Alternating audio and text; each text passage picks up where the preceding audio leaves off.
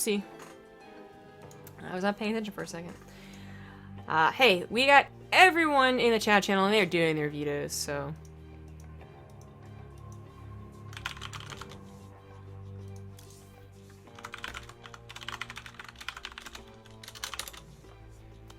So what is it gonna be here? Let's see here.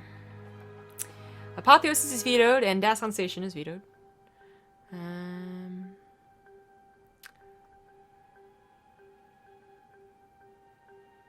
And that'll be first map, King Sejong. Now it's second map. Oh, it gets King Sejong made. Yeah, I guess it's, I didn't really mention that. I mentioned the maps, but, you know, notably the last show match we just had. No King Sejong. They vetoed it. Odd.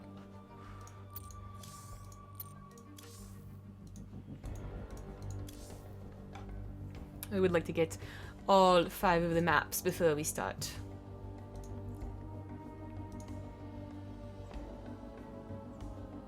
Zombie Grub, can you give a little shout out to my little bro Mike? He loves you. Alright, shout out to Mike. Hi.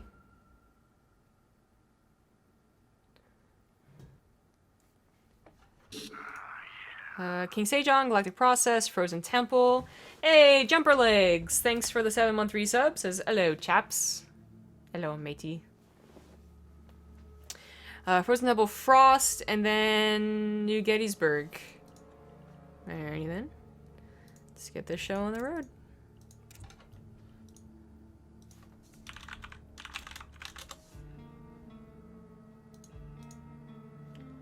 Boom, boom, boom, boom. The new soundtrack for the Nova missions was pretty cool. I just like the addition of it, you know?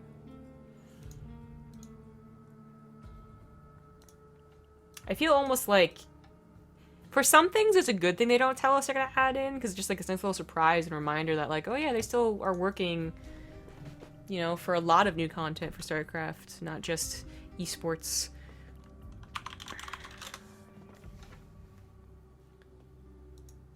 I was gonna do something. Oh, that's right. I was gonna ask them if they're ready, which they are. puCK is ready. And then... okay, maybe he's ready. Awesome. Let's get into it.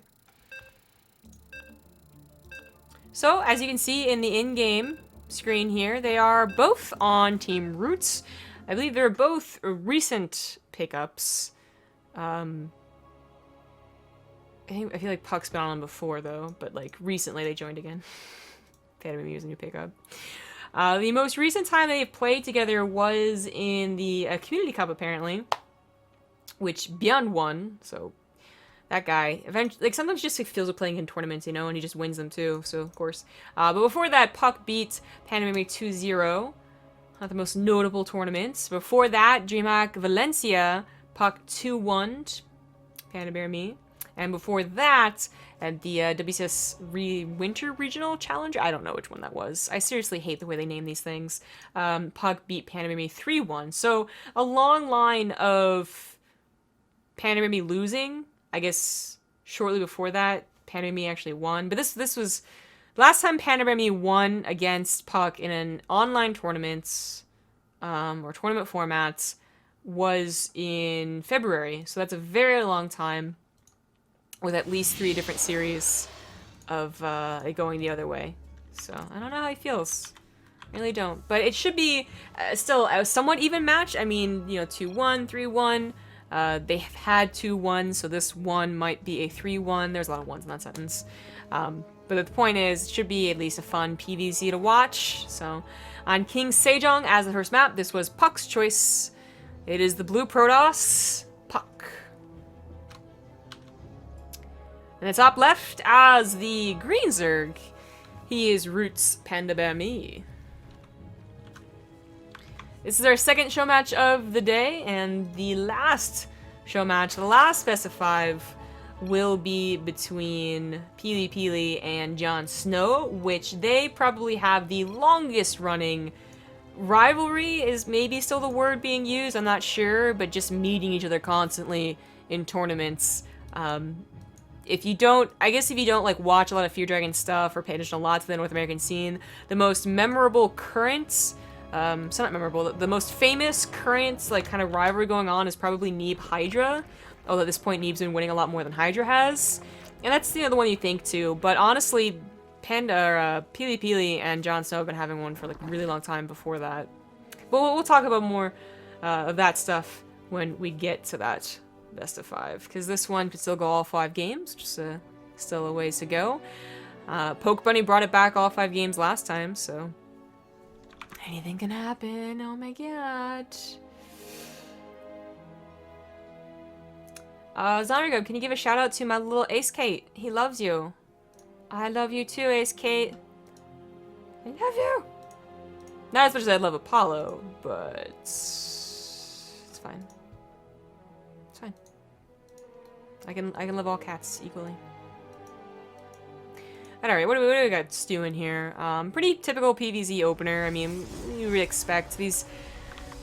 Well, actually, for PandaBearMe, maybe a bit of aggression can come later on. But for PuCK, I've always seen him as a very not like, what's the good word for it? I think it's just stable. I mean, I think of a consistent player who plays a lot and has been a part of the scene for a long time, who has a very, like, dependable style that doesn't, you know, necessarily react or depend on cheese and stuff like that. I'd think of PuCK, for sure. That doesn't mean that he can't all-in. I think any good tournament player will all-in every once in a while, but he can also play a very, good standard style. I believe he is facing, gosh, who is he? The Montreal bracket was recently released, so I was wary when I was, you know, thinking about who to invite for these show matches, like, you know, who's playing in that and who doesn't want their builds to be shown. But since it is such a, like a concrete bracket, shall we say, you know, there's not much, there's not like an open bracket or anything like that. You can very easily predict what matches you're going to face against, and I feel like PuCK has a PvP against someone.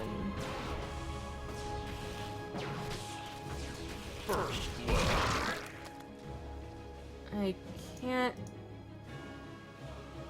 maybe I'm wrong. Maybe it's not PuCK. Maybe I was thinking of Pili. Yeah, it's actually Pili. So again, bringing up the next show match. I'm so good at this, but Pili is the one that has a PvP against Neeb, so he didn't want to be playing then, but... Alright then. My misinformation. Another thing to talk about later. What do we got? We got Resident and Glaives on the way. These Lings that get in here as scouts. While the Overlord died, the Lings got in, so either way a scout went down. And that is very important. It really wasn't the most revealing scout. You didn't see like a Dark Shrine. You didn't see a lack of information either, like where's the Twilight Council, where's the Robo. We saw everything. And everything pointed to a fairly standard game here. There might be a War Prism, and the fact there probably will be a War Prism, which is something you can guess in 99% of your versus Protosses, with your Terran, Protoss, or Zerg. But the question is always, like, how soon, and to what purpose are they getting the War Prism, so...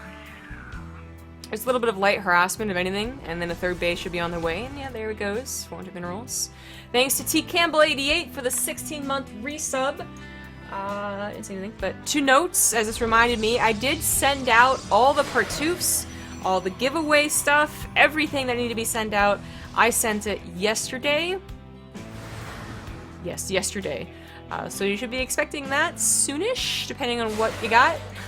Partoofs usually get anywhere in the world within like 2 weeks, but somewhere around there. It's a pretty large adept force, but it is that adept force that is so commonly seen, it's not really all that scary. You know, it's not an all-in amount. It is an amount that you have to take seriously and not let get into your mineral line. That was scary. PuCK probably could have gone into the mineral line, but this is really what has been the difference between current PvZ and February PvZ. I feel the biggest difference, and there's been a lot of big differences, so this is arguable, but one of the biggest differences is how Protoss are using their Adepts. So many Protoss are so eager to throw in their Adepts and try and win a game because they killed too many drones, and the Zerg just kind of rage quit, almost. That time has come and gone. Zerg's getting much better at realizing, like, hey, you just gave away like 12 Adepts. Let me go attack with the units I made for them, because the units didn't die. and let me win the game. So to be conservative is actually, I feel like, the new safer way to play for sure. And puCK had 2 reasons to be conservative. 1, yeah, didn't want to lose the game to a counterattack, but 2, he had a War Prism on the way, so he could do even more harassment. So these adepts didn't do very much. These adepts in the main base, getting a lot of lost mining time. Natural as well. This queen should have been focused firing this War Prism the entire time. Instead, she was slowly getting killed by an adept. Finally, these queens come over, and they should be focused firing now, which is why puCK's gonna get the hell out of there. With the War Prism at least, so the adepts are just sticking around. Adepts come back into the 3rd base too, and that's like where all of the drones went. Oh my god. Hydras aren't necessarily the best thing either, mind you. They gotta be a little bit careful, but looks like there's enough of them, and they have a little bit of Ling fodder here. Of course, puCK, you know, he's microing on all 3 fronts too, so you're gonna see a lot of missed micro. He could maybe be already attacking these drones and, you know, really racking up the kill count, but missing maybe a little bit of an opportunity.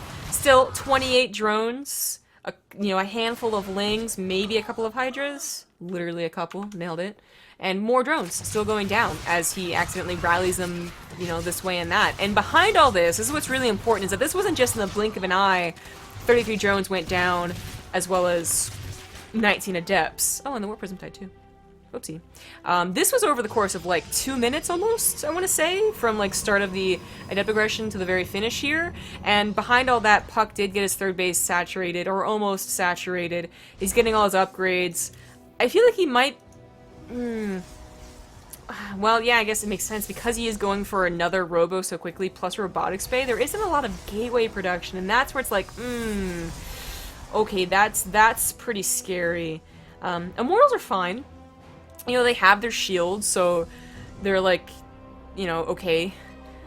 Just, you know, living long enough to deal damage. But they're not the greatest against Ling Hydra, and it's a little bit scary of a time. But of course, PandaBearMe, after losing so many drones and having to replace them, that's all of his larvae, that's all of his minerals. He wasn't really, you know, in charge of a super large task force. This is a very small one indeed. And it's just gonna break on the rocks and probably leave. So puCK's okay. It was just a little bit scary seeing how few units there were, but they're all very important units. And now he's gonna get the Disruptors, which of course I think was his main goal here. Trying to get there as fast as possible. And with Disruptors, then, you know, Ling Hydra is no problem. But you know what else? Adepts. Adepts are also good versus Ling Hydra, and I fear that PandaBearMe just doesn't have enough... He didn't have enough economy for enough of an army, for enough of a game. Like, I think this is really gonna start snowballing here, because now with the Hydras going down, applying very little pressure to basically 0 pressure, puCK is gonna get a mass burst of gateways eventually. He's gonna have Disruptors, and PandaBearMe is gonna suck on this tech that is just not that great anymore. 4th base even on the way for puCK. I'd say that's like pretty greedy, right? Like, he still only has 3 gate. No, he's 5. Okay, so I missed 2 being put down, but still, like, that's 5 gateways for 4 bases. That's usually not what you want to hear. He's still teching up too, but where his numbers aren't, his tech is, and his guild units are in general. You know, say that PandaBearMe did have 100 Hydras about to barrel down on top of puCK. Disruptors would buy a lot of time. But, you know, of course, that's not the situation. puCK is still in a much, much better position, and he can probably go to a 4th base if he wants to. Totally. It's kind of funny, that 4th base is so fast. It's like, at this point, you usually expect the main to be entirely mined out, but he's still transferring some probes, so 6 probes is pretty good for 4 bases. Not looking to charge in and die. He's just slowly getting rid of that creep. Unfortunately, missing a good chunk of the army. Oh, he saw it though. I guess with the Zelnaga or something. This is very dangerous. The Disruptors could technically be target fired if the Hydras are on creep and not going up a ramp. I think the Disruptors would all be dead by now. Unfortunately for PandaBearMe, that was not the scenario, so he was probably much wiser just leaving those alone. But man, he has no wings. He barely has any upgrades. It's gonna be, you know, full on attack upgrades as a lot of Zergs are doing right now. So those Hydras really can't live for very long. I mean, even if they don't face against Disruptors, even a round of 8 Adepts, which he's finally adding more gateways, would probably deal with it. But ooh, moves into an army. Speaking of the disruptors, but oh no, oh Jesus, that was close. That was really close. Disruptor almost got a beautiful hit, and then I think it died. So a little unfortunate for puCK. And PandaBearMe is thanking God right now because this is really most of his army. This army, as I said, going to be denied by a handful of warpins and photon overcharge. God forbid there was like charge lots. Some decent force fields come down and tear off a couple of queens here and there, and here come the disruptors once again. I think they're all off their cooldown, so they're trying to get those good hits. PandaBearMe this time on creep, however, is going to be a little more likely to dodge those. And his +1 for missile is almost done. Looks like the Hydras were in fact cleaned up, but that's a good chunk of Hydras, you know? They do better in large numbers. Unfortunately, just lost like 10 of them. Not on the front lines. On army supply. Well, PandaBearMe has been in a very bad situation for a very long time, so makes sense. I'm actually not even sure what his best course of action would have been to come back in this game. Oh my god. Yeah, it's over. GG. There's probably a lot of ways he could have tried to play the game, and one of them included just trying to play a normal game. You know, hope that you get a couple of lucky kills on, you know, a bad blink or disruptors off to the side. Maybe you could argue you could have teched more, or I can't even say you could have changed up his composition, because if he tries to add on roaches, and it's just like, it's way too expensive, so don't know. But that goes to game number 2, which is going to be on Galactic Process. I feel like the same way that Koreans seem to choose their usernames, you know, by just going to a dictionary, an English dictionary, and just like choosing 2 names and swishing them together. It's the same way that map makers choose their names. I'm like pretty sure about that. Alright, PandaBearMe needs to be right back. But yeah, like Galactic Process. When you even think about it, what does that even mean? Like processes that are being done on a galactic, like, scale? Like, processing the galaxy? What does it mean? You know? And then if they can't figure out 2 different words to fit together, they just go with station. Because that's always a really good backup. Dasan Station, King Sejong Station. Or Temple, Frozen Temple. What was Antigua Shipyard? Shipyard. Yep. Just got that list of good names for maps. Oof. That was a good crack. Bum, bum, bum, bum, bum, bum.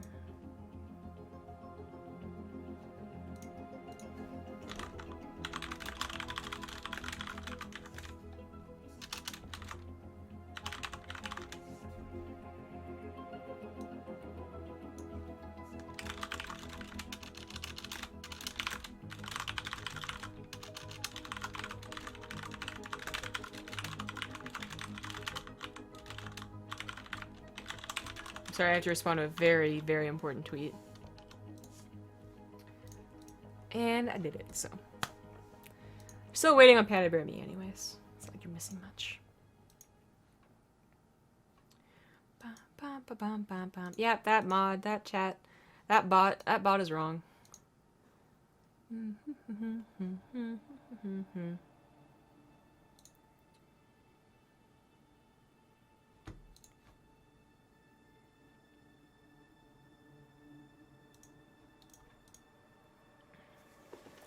See, people still are using the !King contest, which is great. If you are in North America, this isn't some, like, sales pitch of, like, buy something and you'll get something. No, you literally just predict the brackets, which is fun. People do that all the time for a lot of different esports and you know, real-life sports and whatever. And you might win something when it comes down to it. I did it. If I do win something, I'll probably just make them choose another person, but it was fun enough. You also have to guess the amount of games that are being played too, so it's not just who's gonna win, who's gonna place in what. PandaBearMe is finally ready. We'll see if this game goes any better. If he loses less drones to Adepts, which sometimes it really seems like that's what it comes down to. For some players, it's like Okay, you lost 30 drones that game. Okay, then you lost 20. Okay, then you lost 10. And once you start losing only 10 and below, that's when the Protoss starts to really feel the burn and start dying. Not it. But it's about getting to that point, not just losing too much of those adepts. It really is.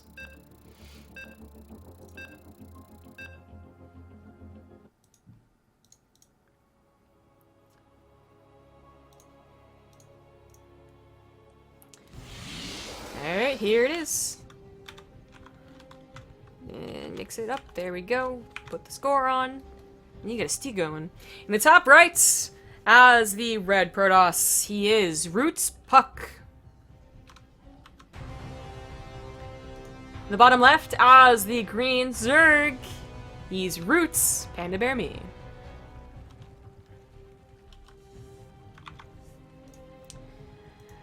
Yeah, kind of already went over everything, but basically just don't lose that many drones to adepts, and you should be much better off, but that is easier said than done.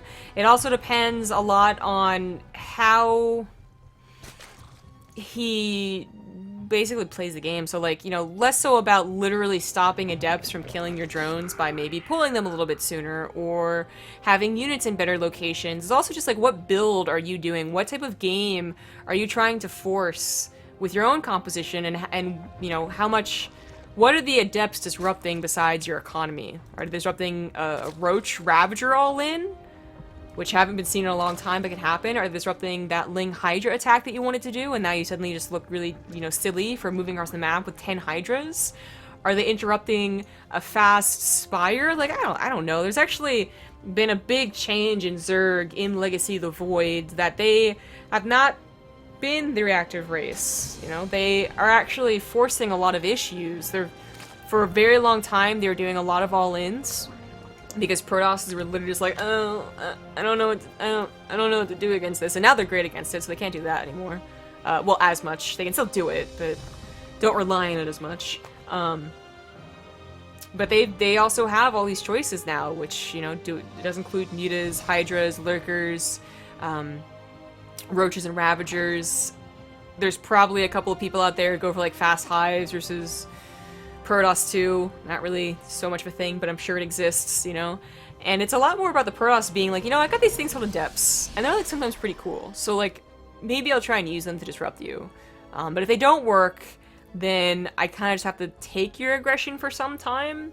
Because 2-base all-ins as a whole have really just been lowered for Protoss. You know, there's no more Immortal Sentry all-in that is devastating, or a 2-base Blink Stalker all-in that's devastating. At best, you have a 2-base Adept all-in, which is still, you know, pretty good, but it's not the same level as Heart of the Storm Winds Liberty was for Protoss. It's a very, very changed matchup, and I don't know about the Zerg's perspective on this, you know, on their changes and their design change or whatever, but I do like how Protosses have forced to been changed. You know, they literally had all their numbers change and the new units added in, and they had to change the way that they played, and I think it's a lot better, but that's another issue.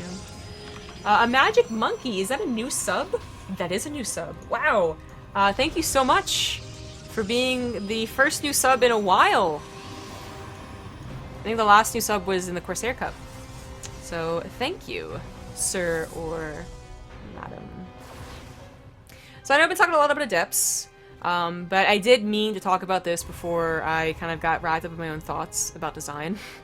But that's, you know, I brought up Spire, and while the Spire choice is still a very scary one if you're not prepared for it, a lot of assumptions I feel have been made that, you know, Stargates are gonna come down, whether it's one Stargate to start things off or double Stargate, kind of like an older school way to play, in my opinion. Double Stargate had a big period, especially on Dusk Towers, where it was just the only thing Protoss were doing, and then it kind of died down. But the point is, one or the other is going to come down, and Muta transitions aren't going to be as powerful as they could be. They still can be, you know, and I still believe in the power of a good, fashioned, fast Muta build, but they can also just not be very viable themselves because Stargates are out. I actually only saw one Stargate, it's a little awkward. Eventually he's gonna see how many Phoenix there are, though. And be a-okay.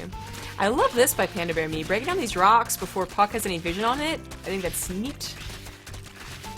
Layers on the way in Baneling. So here's the problem with 2-base Phoenix, or, well, yeah, 2-base Phoenix, but also 2 Stargate Phoenix, more importantly, is that you don't have Adepts or Stalkers, and of course they don't have their upgrades, and in fact, he's even investing into an upgrade into the air, so mass blank. Mass Lings, mass Roaches, mass Hydras can be a problem, but of course the first and most mass unit you can get as a Zerg player is going to be Lings and maybe Banelings. That can be a hard attack to hold with multiple Phoenix. They do eventually run out of energy. But we've also seen a lot of Protosses get better at holding against that too, to be honest. I mean, there's always going to be this period when any expansion or severe meta change comes out, like maybe they'll balance update in the future without an expansion, who knows, right? Whenever it happens, there's a severe outcry of like how powerful all-ins are. You know, Liberators were bullshit, but then people found out Ravagers could deal with them. Immortal Adept all-ins were still kind of bullshit, and then people realized that Ravagers were good. Like, all that type of stuff happens. And then the race figures out how to defend, without necessarily the help of number tweaks. And I feel that's been a lot of Protoss' journey in Legacy of the Void. Just basically, hey, can someone survive this? Okay, let's all study him. And the Zerg has to kind of change that up. So, while the Balinus came down pretty early, I guess he wasn't really planning on using it. That would have been more defensive, even though he saw the single Stargate into the double Stargate until very recently. Not sure.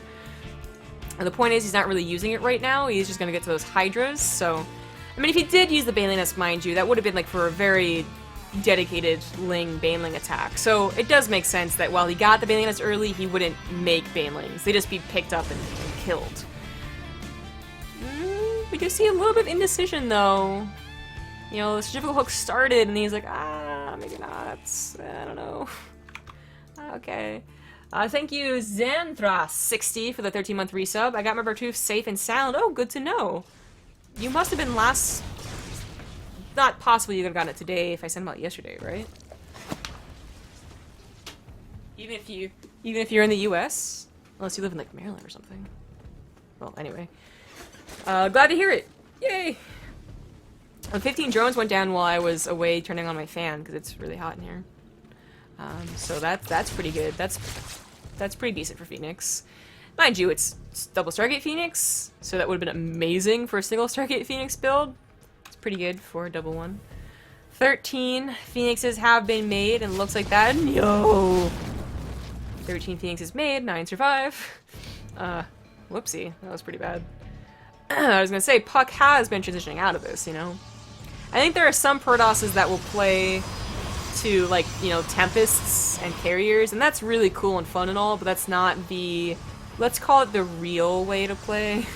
The professional, like, I'm gonna win this game way to play. We do see, of course, more transitioning back into ground tech, so double Robo, Resonant Glaives, Blink, upgrades, just that your Phoenixes were literally the opener.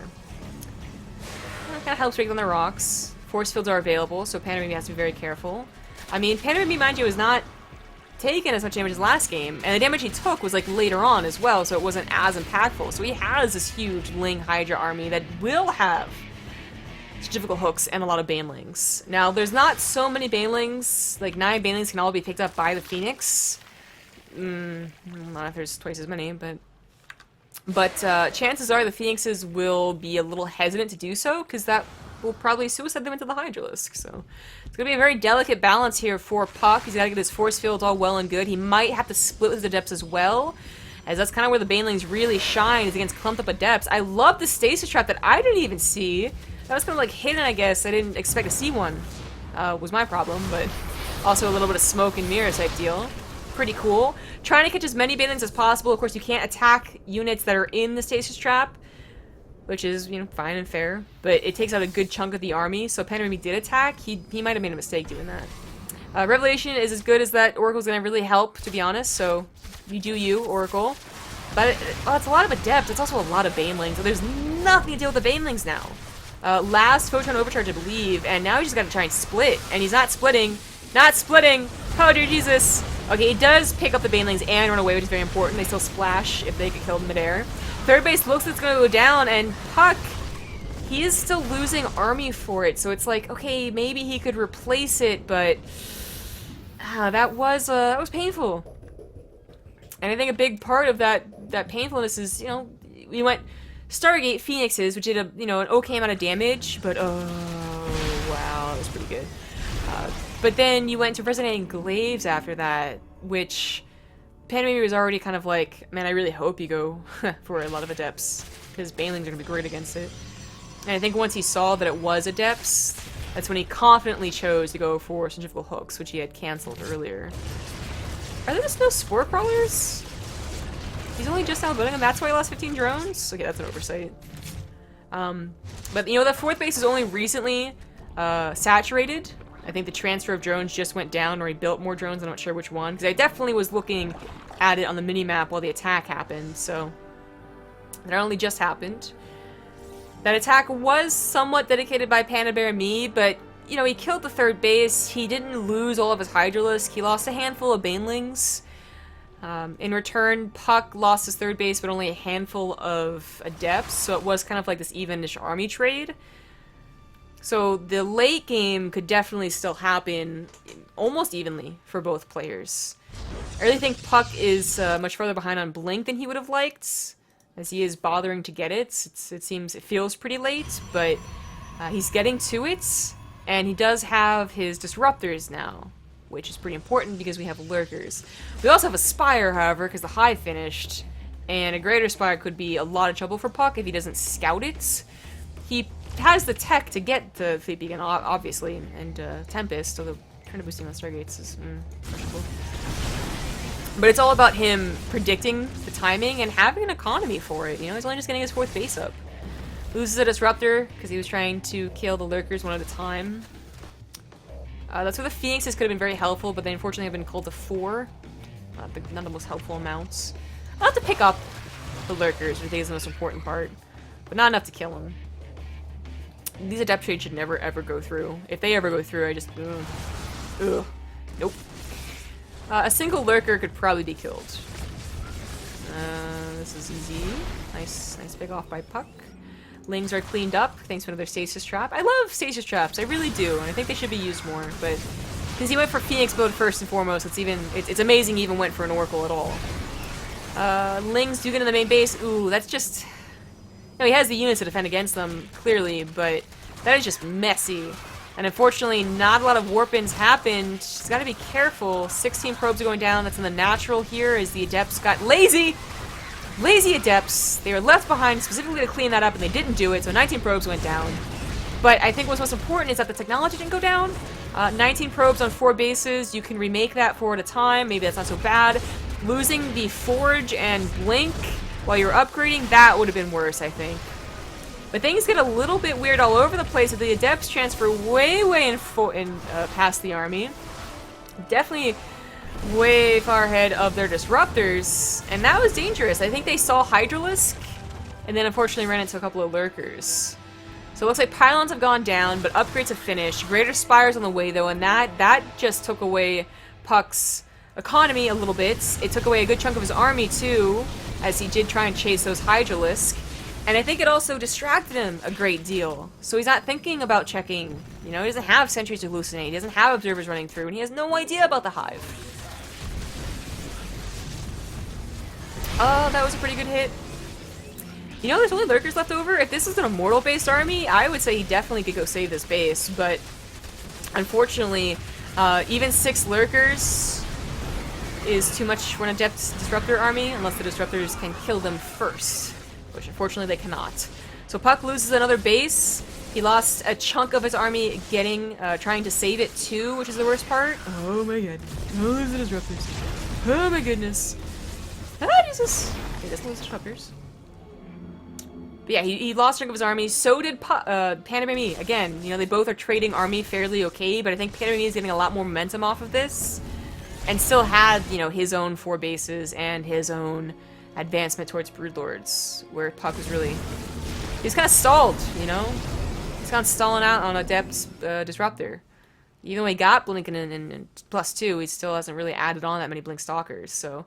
Definitely needs a 4 space. If you could afford to double expand, I would say that maybe even might even be necessary.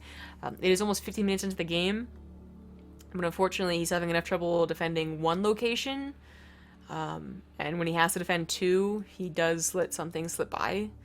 So I don't think it's possible to get a base there. But you know what? These rocks are broken. Maybe a base here wouldn't be a bad idea. We'll see. Lurkers, I kind of like that PandaBearMe doesn't automatically burrow them. That's when you burrow them all clumped up and the disruptors really start to kill them. So he's very mindful of keeping them unburrowed so he can split and then burrow. Oh, that was a good Hydra. Oh, Jesus. But that does mean that if he's ever caught off guard with his own army, Lurkers literally don't attack unless they're burrowed, so he could make a severe misstep if he ever, if he ever just finds his army not burrowed. Broodlords are finally on the way. Broodlord is on the way. I don't think he hit the button for all his corruptors, I think is the problem. He's not supply blocked, and he has enough minerals and gas. But, puCK still hasn't made a 4th base. Okay, he's gonna go for this one. Okay, all the rocks are broken down. So like I said, I didn't mind that as the 4th or the 5th, but I do think he also needs a 5th around this time. And he's probably feeling the pressure too. Entirely mined out, mostly mined out, mostly mined out. He needs a good set of mining here, and he still has not really thought about Tempests.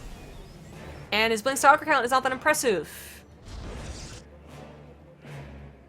Blink Stalker armies can take on Broodlord armies. Just gonna make that clear, but it requires quite a bit of luck and good positioning.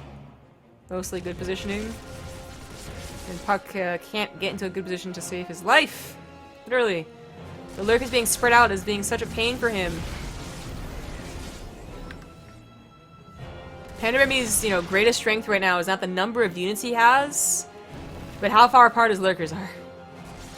Because if this is an immortal-based army, it's like puCK just goes like, oh, blah, blah, blah, blah, and like kills one lurker at a time. But with a disruptor army, they line up against even 2 lurkers, and they go down pretty quickly. And their shots are wasted too. They only got 1 shot per disruptor for some time. And while, what is that, 9 disruptors is quite a lot of disruptors? It's like, yeah, you don't want to risk running into a minefield of lurkers. Especially since he doesn't know quite how many lurkers. Another Ling run by. These guys are somewhat upgraded. 1-on-1 is not very impressive, but it's something. Blink forward into the Broodlords does get 1 of them, but what about the rest? The Broodlings are charging in. The Disruptors are trying to scare back the Hydralisk. And unfortunately, they are getting caught in the Broodlings as they do so, and are dying. Oh, it's so messy. So messy. But there's only 3 Broodlords left, and that's an amount that you can kind of be like, okay, I don't have to deal with this right now. But it's gonna grow, which is the biggest problem. Oh, Disruptor, run for your life, buddy. This might be an okay engagement, depending on if the Disruptor hits go down. The lurks are still alive, and everything is really dying here for both players. The question is who can remax better and faster, but an observer is not here, and it was really just the Disruptors taking care of the lurkers. So there's 1 Broodlord, 2 Broodlords, and 4 lurkers, and 2 overseers. That's it. That's all PandaBear's army right now, but he is rallying forward. He's got more corruptors ready to turn into Broodlords, and puCK, he's done it for now. That was actually...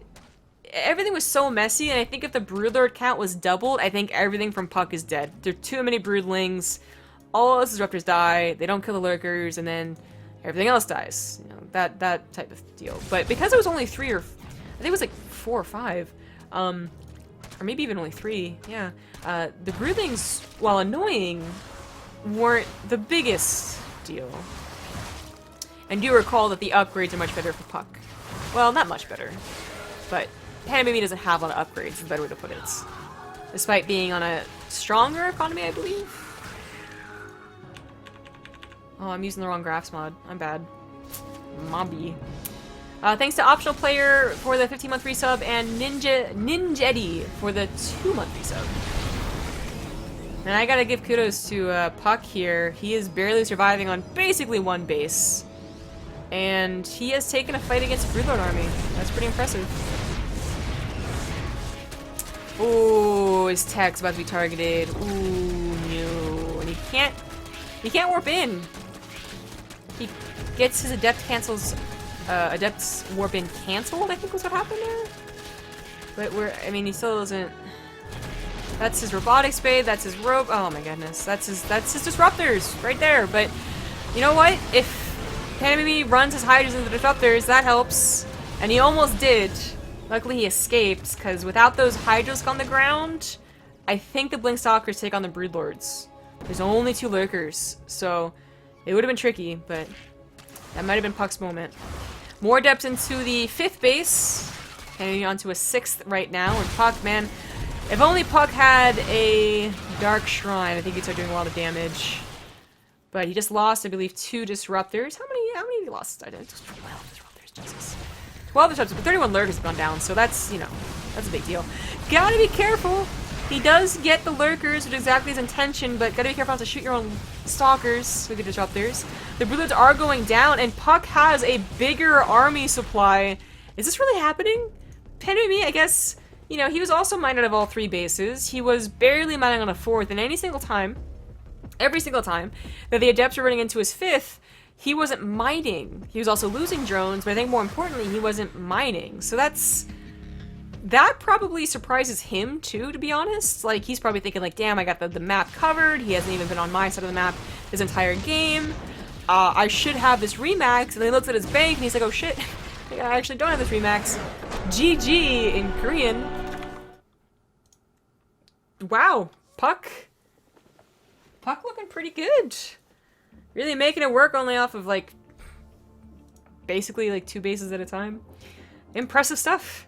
The next map is going to be Frozen Temple. We're going to take a quick 2-minute break before then. So if you guys are North American based, do type !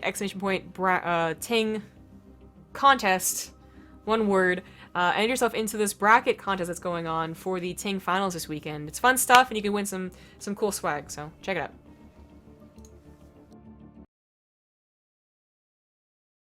Welcome back, everyone. We are on to the 3rd and potentially final map yet again. I don't know, though. puCK Bunny brought it back, so I'm not going to call it yet. In the top left, he is down to... It is the green Zerg, PandaBearMe. In the bottom right, as the red Protoss, he is Root puCK. And yes, we did have Le Douchebag in chat spoil the last game, which was quite douchebaggy of him. And I'd like to remind everyone that while we do enjoy having players provide their own first-person point of view, they often do so without delay, because that is their choice. We just choose to use delay.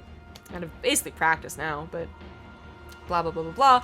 And that basically the only thing we ask of you is not to come back and spoil, because A, if you really think about it, it does make you a douchebag, and B, it's our rules, literally. Like, it's, you know, 1, don't be a jerk, and also 2, don't spoil. You'll be permanently banned with no, you know, returns. One time some guy tried to appeal to me, and I was like, I feel a little bad, because he kind of, like, offhandedly mentioned it, but nah, man. They dig deep and think how much of a jerk move that is. So that's permad. But on to happier things. puCK Bunny was down 0-2, and he looked, frankly, kind of bad, you know? He did 2 things that were very extreme, polar opposites, greed and aggression, and it didn't work, so what else could he do? Well, that's one of those situations where middle of the road actually worked a lot better, because middle of the road gave him the pressure to punish Game Time's greed, which he originally was missing in that mid-game. And he brought it back, 3-2, which is really cool. So while puCK looks good, obviously, I mean, that last game was just, like, real testament to his stamina, where it's just, like, I don't know the word, but he didn't really didn't want to die. Stubbornness, almost, yes, stubbornness. PandaBearMe was also very close to crippling him and then killing him. Like, so close. And that closeness, that feeling of like, okay, I've got this, and well, now I've got this, is actually what leads to losses like that, for sure. You know, you start to overinvest in high-tech units because you think they don't have a counter, which technically puCK didn't have the hardest counter in the Tempest, but he did have Blink Stalkers. And, you know, 4 Broodlords are great, but only on the back of a huge Roach Hydra army, not by themselves. And that's where things started really fall apart was as he moved into fewer but more expensive units. Our puck started to take really good engagements. We'll see if that happens again here. Now, puck being up 2-0 could really change things up. I mentioned in the very first game. Oh, he did. Goodbye, forever. I mentioned the very first game that puck for me is a very stable player. Like, I wanted to watch a good Protoss macro-wise. I could probably watch puck for the majority of his streams and, like, be glad I did, you know? I could watch past stream and be very disappointed because all I ever does is cheese, you know? Like, that'd be two very different streams to watch. But puck does have it in him to cheese, and I almost wish that, you know, I feel like when you're up 2-0, it is almost like a gimme. You know, cheese me or do something stupidly greedy, something extreme, because you have kind of like, quote-unquote, the throwaway game. But, and again, it's a show match, first of all, so it's not exactly like I gotta do anything to win. This might actually be a really good opportunity for everyone to test out new styles of the practice on a ladder in a more competitive format. And it might be just something that puck is, of course, more comfortable with as well. I don't know his life. I don't know his brain. And it's on the way for PandaBearMe. He got this pretty early last time. But, you know, it wasn't very useful because it was a double Stargate opener. This game, because he sees the Adepts... What else did he scouted here? He sees the Adepts and he saw the Twilight Council. He's probably like, okay, this is more like the first game. That first game where he lost 30 plus drones to Adepts. You know, Banelings might have been able to help. They used to be the automatic counter. They really aren't anymore, guys, but they can help. So maybe he's thinking the same thing. Unfortunately, his Banelings is a little bit late for the Adept attack. This time puck isn't being... Well, let's wait, actually. Okay, no, he is. puck is being as conservative with his Adepts as he was in that first game initially. Recall that this exact same attack happened, but then he waited for the Warp Prism to really hammer it home. So, in a way, PandaBearMe, it looks like he almost overreacts to this with the amount of lings he makes. It's actually very good that he goes ahead and just gets rid of these Adepts. There's no more Adepts in this third base. If the Warp Prism wants to come over, it can, but it's got to warp in fresh Adepts, and he's already kind of nipped it in the bud type of deal. So puck, I think, realizes that, and while a Warp Prism still isn't out of the question, it's already being made after all, it is going to be more of like that harassment, like poke in, poke out, as opposed to the first game where he used it to mainly reinforce an Adept army that was just spread out everywhere. If you guys haven't noticed, by the way, I didn't really mention this, but puck likes Disruptors. Puck was one of the first guys to start using them in general, I believe, in Legacy of the Void Beta, and he was certainly one of the first to have used them versus Terran. Ooh, this base is going to be denied. That wasn't supposed to happen. This was very nice from PandaBearMe, who was a couple of lings, but certainly worth an entire Nexus.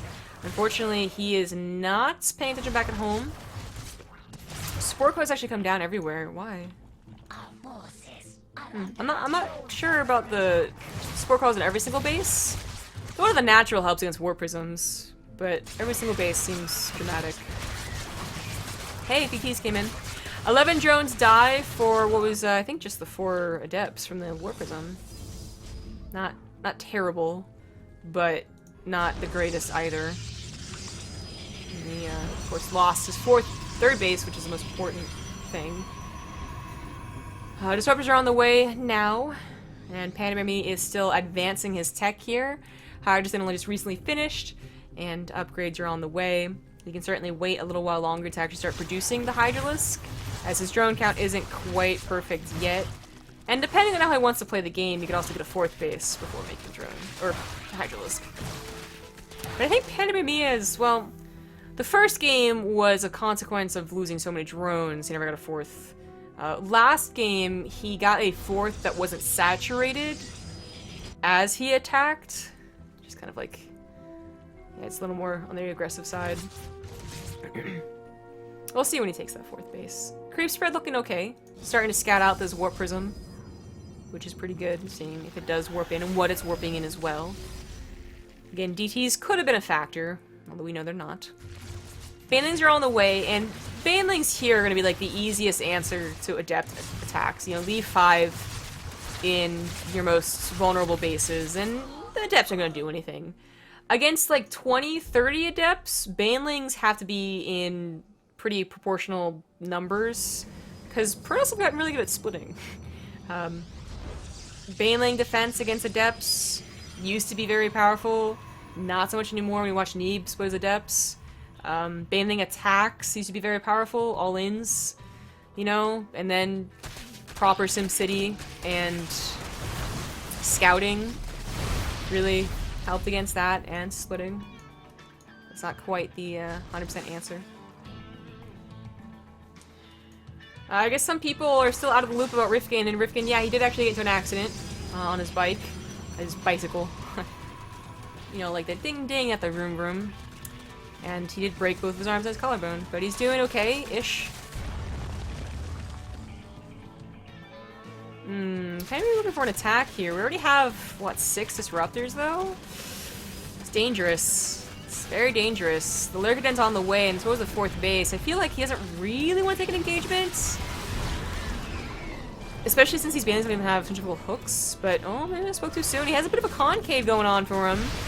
Disruptors look mighty juicy to go ahead and target, but all of his lings are down, so they're not dying.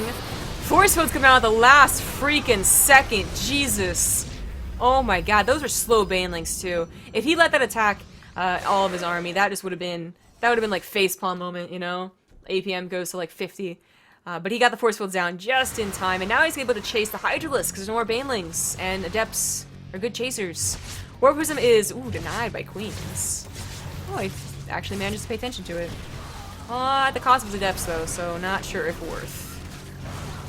Not sure if worth. Oh, that Disruptor should feel guilty for the rest of its life. It killed on Adept.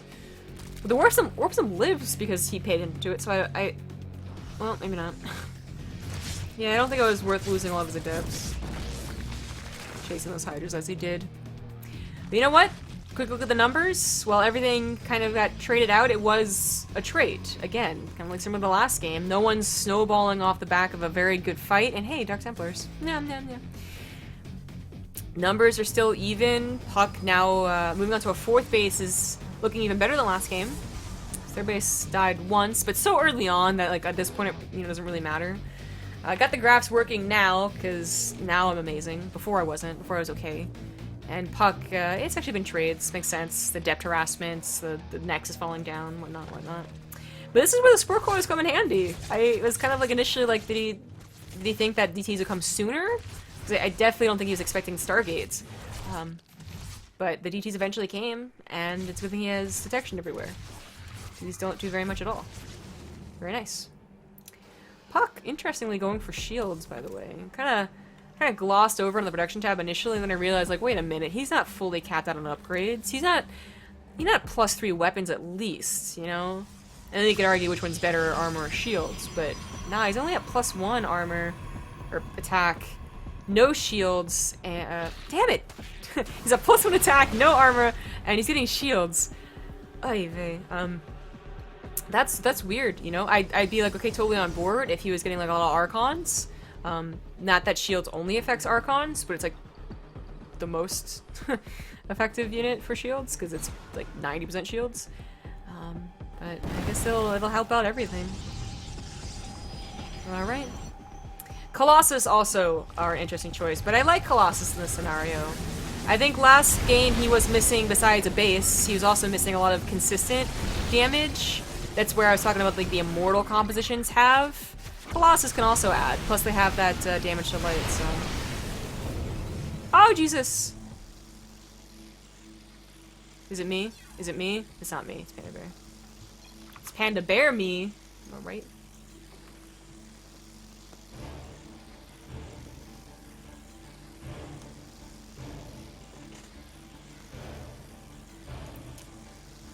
Womp womp. Oh shit. I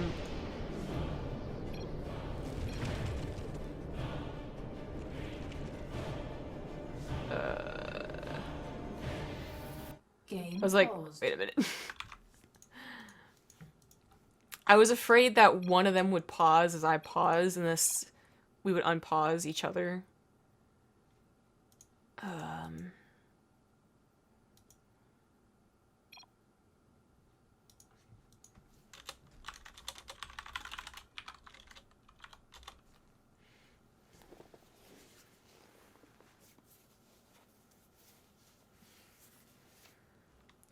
Question mark? Oh. Alright, so... Gotta get this all nice and set up. Cover game.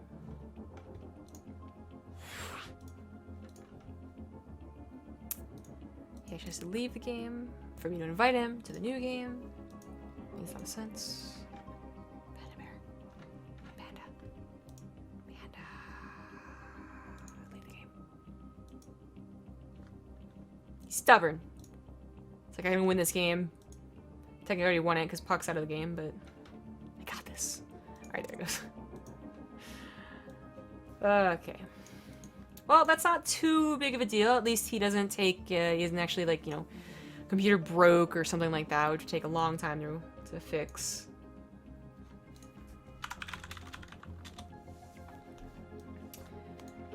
Now once he accepts, we'll just press the go button.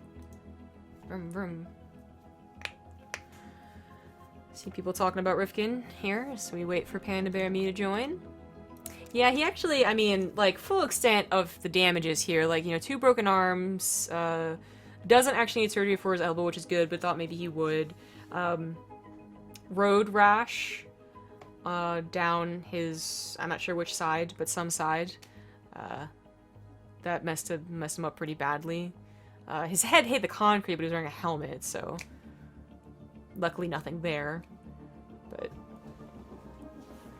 yeah, it was a pretty big deal when you flip over your bike like that. Wait. Whoa. I pressed recover game. What? Whoa, this isn't actually what's supposed to happen.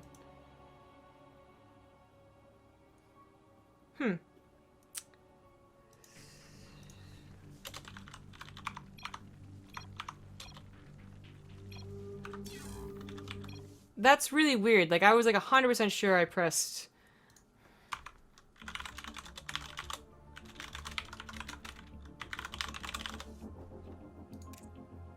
Recover game. You guys will kind of come with me with this, alright? Like, need fucking proof here. Recover game.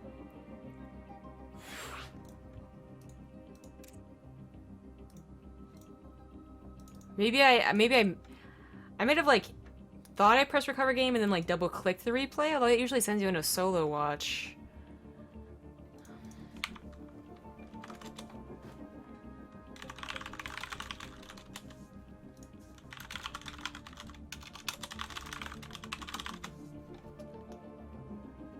This is supposed to say watch? I actually not paid attention to it. Fuck, it's not working. I'm not crazy, right? Like, this is happening.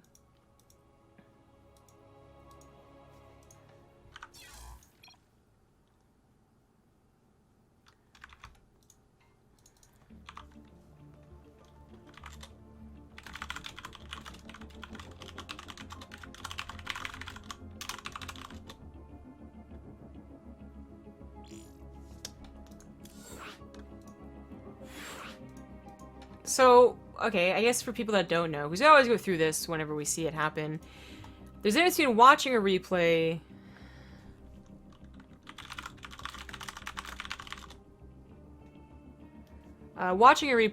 and taking command and recovering a replay.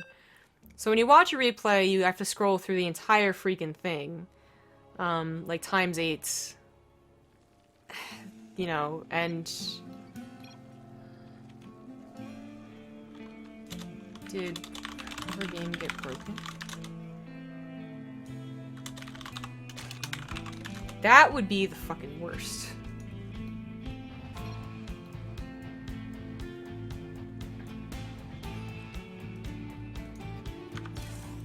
Alright, well, we need to liberate what happens here. So yeah, quick, I guess, to go over. So when you watch a replay, time, date, speed, and then you can take command. That's a cool feature that you can take command of, like, a pro's replay if you manage to grab it with a friend. That's cool. Recover game puts a little blocker up on it and time, date, speeds so that you don't see what happens up until that point. And then automatically, like, detects, like, if the players are in the game. You press go, everything's set, all your hotkeys are set, and all that.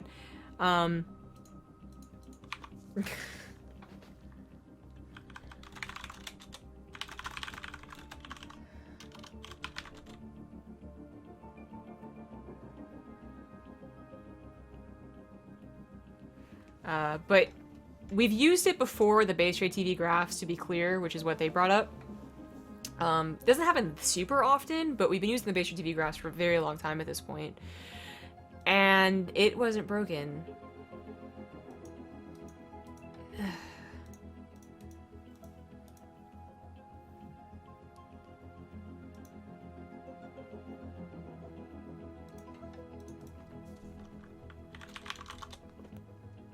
So, puCK's gonna try.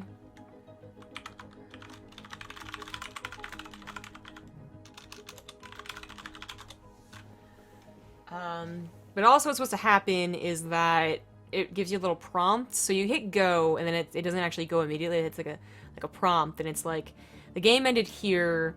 Where do you want to start it? Because, you know, you got to consider when they start to lag out. But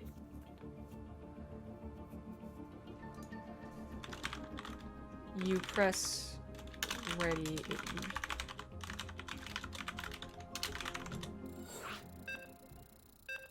Yeah, so I think that's the main problem if you really consider what the differences between recover and watch replay is just that the blocker comes up, but also the prompt comes up, and the prompt isn't occurring anymore.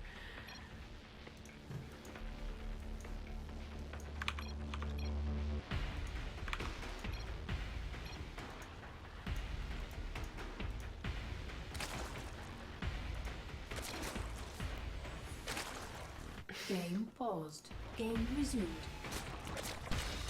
Game paused.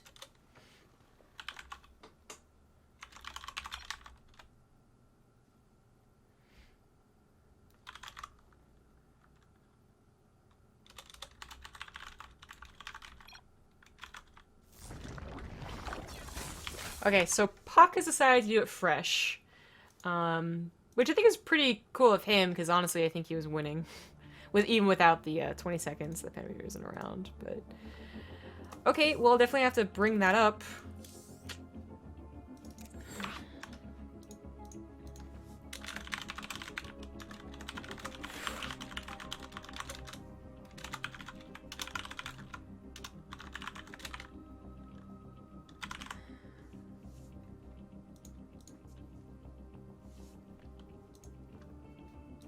So I just, okay dokie.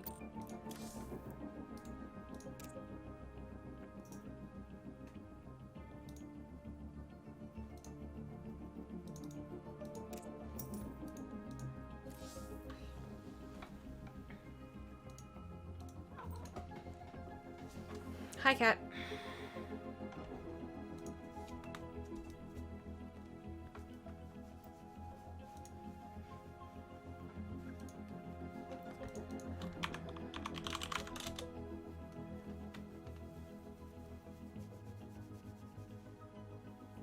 That's quite unfortunate. That was a fairly long game, too. We do already have the other players waiting in the lobby. I don't know how this cat deals with me, to be honest, but he seems to love all the attention.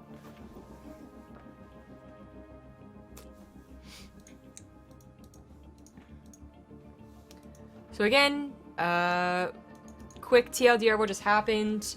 PandaBearMe lost connection for about 20 seconds and lost a couple of units. Despite coming back, they both agreed to recover game. Recover game was attempted. It didn't work. It worked like a replay where you could see everything that happened up until that point. And puCK decided to rematch. And now I'm waiting on PandaBearMe to ready.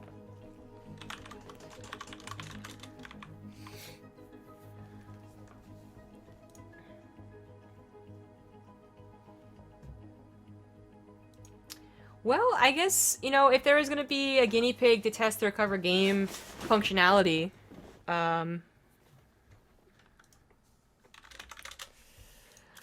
then this would be a good one. You know, not the highest stakes ever, and some pretty friendly people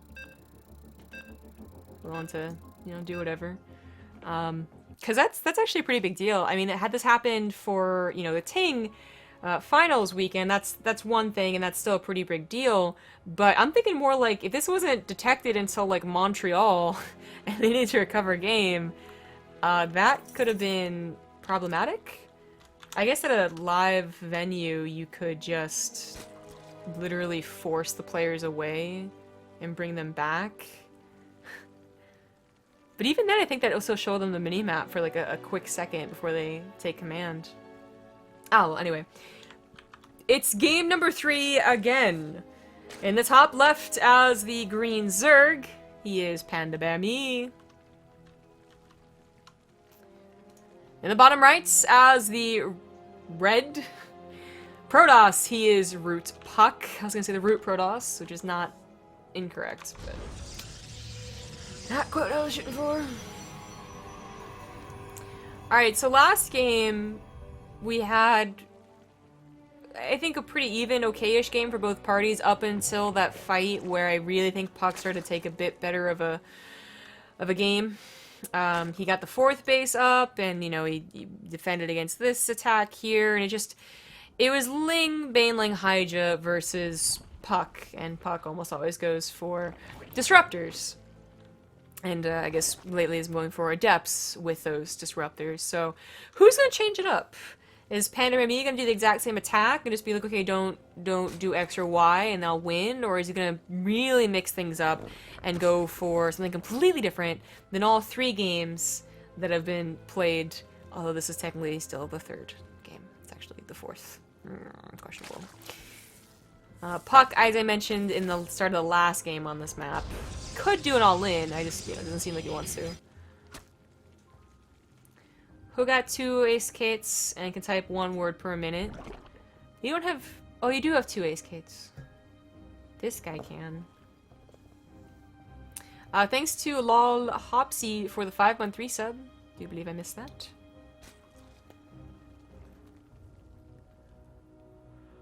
Yeah, that recover game thing, man. That's,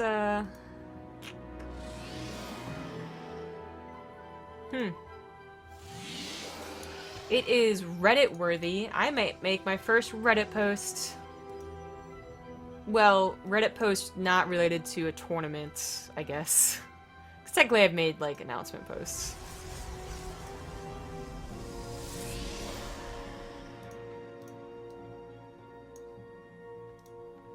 Twilight Council once again on the way, like basically the exact same position. They coincidentally got the same spawn locations, so I'm gonna see a lot of the similar things happening. It's gonna be deja vu all over the place.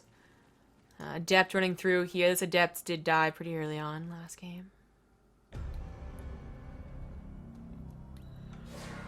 Adept's just gonna shade in here though and scout the 3rd base. Resident Glaze on the way. Gateways adding on. Lings do circumvent the Adept in a clever manner. Clever go. Oh, what died? The Adept died? Oh, a drone died. Or a Ling? A drone died. Okay, the drone died, but at the cost of the Adept, so not super worth for puCK. It's not the biggest deal, though. Is just prepping for what looks to be a very similar build with the Robo and the Twilight Council and then the 3rd base. And if there's one thing puCK could have done better in the early game. No, there's 2 things he could have done better in the early game last time. 1, not lose about 8 Adepts to a Ling Flood, because he was hoping to catch PandaBearMe by surprise. And also, not lose his Nexus after that. Some of it to do with the fact that he lost his Adepts.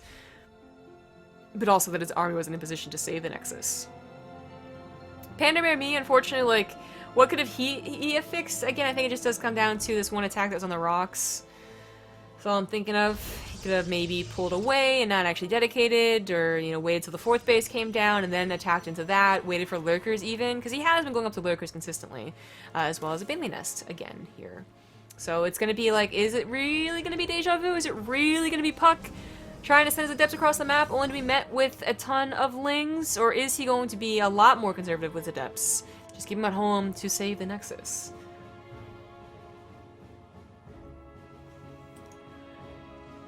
Well, the lings are already prepared. The queen's are already prepared too. Layers on the way. The Robo...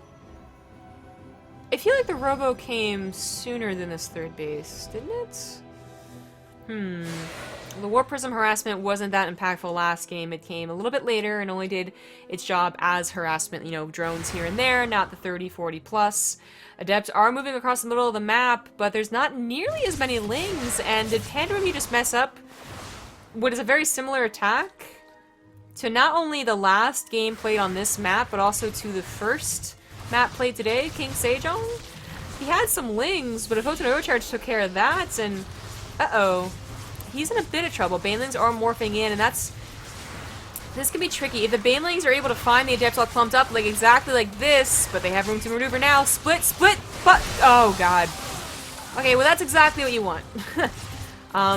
Honestly, that was just, I think he was macroing for a second, and then he came back. And your first instinct is to shade away, not to split, but he could have split an Adepts apart, basically, and really still continued the aggression, because 4 Banelings would have taken down 8 Adepts had they all been apart from each other. So that's a little unfortunate, but PandaBearMe does clean it up. He doesn't just, you know, throw the game because he underestimated Adepts again. There's a Hydrogen on the way. puCK is changing this up a little bit. This is like the first Immortal. He's going Immortal Blink, which is a definite change up to last game. Interesting why he would do that. I really thought his Disruptors did fine. The Colossus edition was, I think, really cool. And the Adepts were good enough, but maybe afraid that Banelings will be too hard to split against.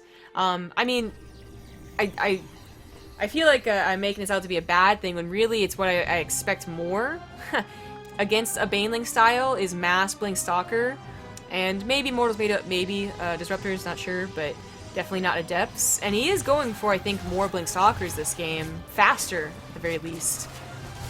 But changing it up from Disruptors to Immortals completely is what's a little more shocking. Even though that's what's more normal for a lot of other Protosses. It's really puCK that loves Disruptors. Maybe these are just the initial Immortals. He does have Robotics Bay on the way now. Warp Prism barely survives, so it should just go away and regain some shields.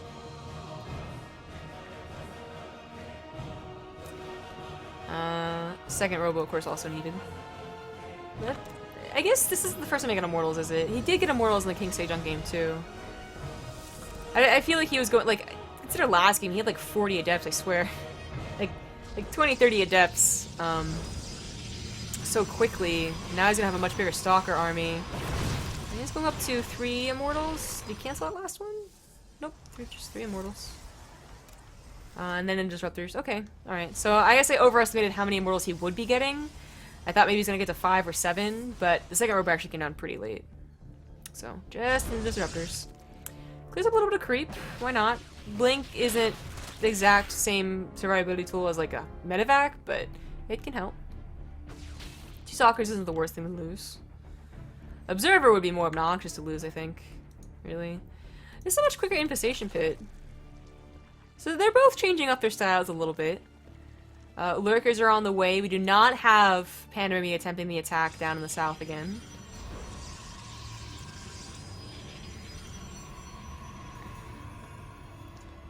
A little bit of a... Oh no, that's right. Warp Prism still alive. Great. So Dark Templars could come into the game later on. They didn't do too much last time, but there's always that chance. And this time, PandaBearMe, what? Does he have his Spore Crawlers in more anti-Warp Prism positions? But they're still around. So I like that. This one even has a kind of anti-Warp Prism. Really quick Hive here. So much more of a defensive macro game here from PandaBearMe. puCK has to realize that. I think he has probably around now been like, oh, where's that Ling Hydra attack that you did last time?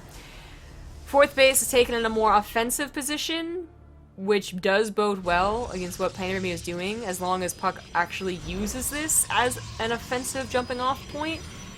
He could, you know, get this base and just you know, sit around too, I suppose. But I do hope that he takes a...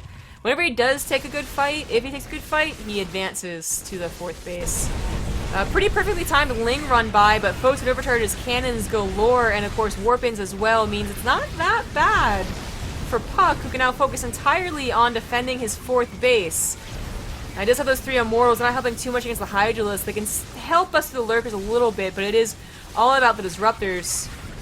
Cancels the 4th base, as the Lurkers I think are already a little too entrenched here, and I think that's the better choice, as opposed to feeling the necessity of rushing in with your army. Adepts that are warped in defensively are going to be used as harassment. That's a very good choice. More Disruptors on the way. So, I mean, remember, like, last game, he had, like, 7 3 minutes ago? Something extreme like that. He's just not getting up to a really, really good count. But the Bling Stalker army is much bigger, and he has a lot more sentries, too, I believe. And they're full up on energy. These Adepts are going to try and kill some drones, but... Ooh, Jesus. Oh, be careful here. Everyone, take a breath. They also have a very important job in that they should be scouting the main. This is much faster Hive than I think any other game before. Trying to save his 4th base, unfortunately runs his Stalkers into a Lurker and he doesn't have any detection. His Lurker findings kind of working out here with the Disruptors.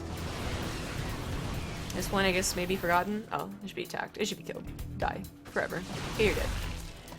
And the 4th base will now be taken, not at a terrible time. Adepts are on it! Okay, recognizes it. They're up against the wall, so they should take a good fight. +1 versus +2, however, so it's now PandaBearMe with the better upgrades. puCK once again going for those shields. Very interesting.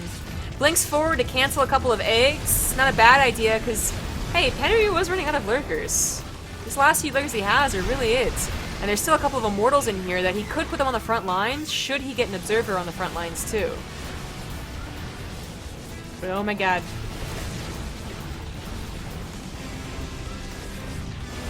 PandaBearMe computer, come on, man. Hold up, man. He is losing, I think, once again, though. I mean, last game he was in a pretty... You know, he's in a recoverable position, but not great. This one is just going to be a tap out. GG. puCK will 3-0 as PandaBearMe barely survives to hit the score screen. GG. And that'll be it. Congratulations to puCK. We'll now be going on to Peely versus Jon Snow.